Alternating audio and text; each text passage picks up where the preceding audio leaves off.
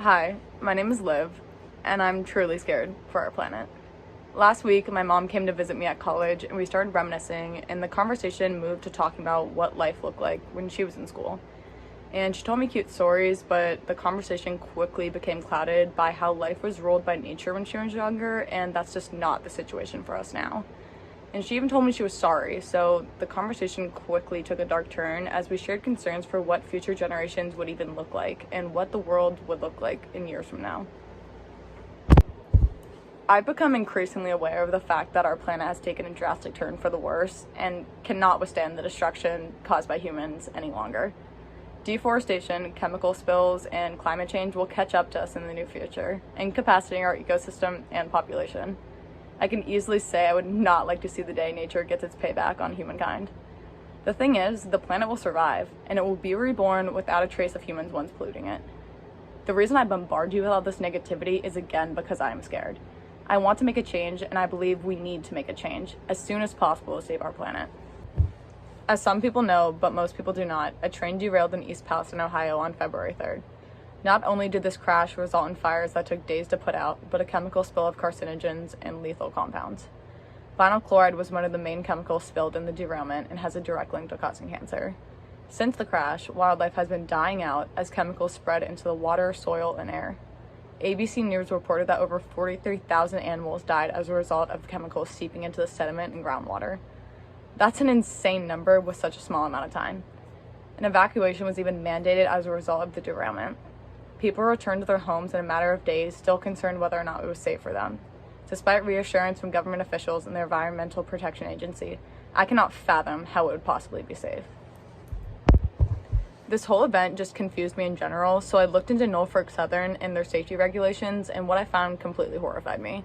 Norfolk Southern prioritizes economic success over the health and safety of the crew, public, and environment.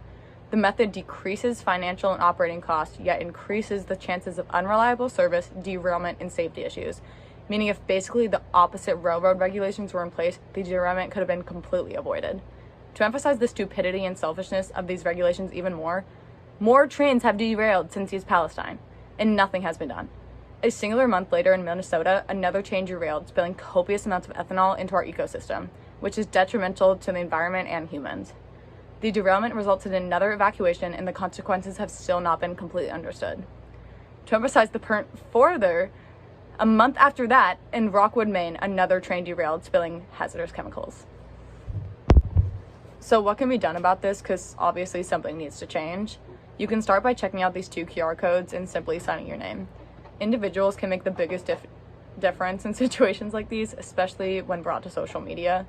If you feel like you don't want to sign your name under something that doesn't concern you, let me ask you these questions, and if even one of them relates to you, sign these petitions. 1. Do you eat food? 2. Do you drink water?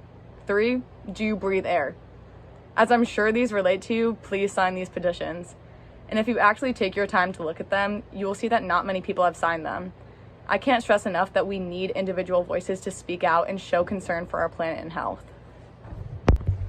If you still don't want to sign these petitions, that's fine. Another way to induce change is to vote in the next election. Again, please vote in the next election. If a myriad of voices come together, we can scream at our government to make a change.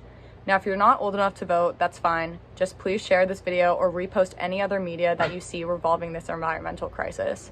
Little voices can go a really long way in situations like these. Thank you for listening. I still have a lot more to say, but that's enough negativity for one video. I'll be posting another video talking about more ways to protect our environment and ways to live more sustainably overall in general. So if you would like to watch, the video will be in the comments. Thank you.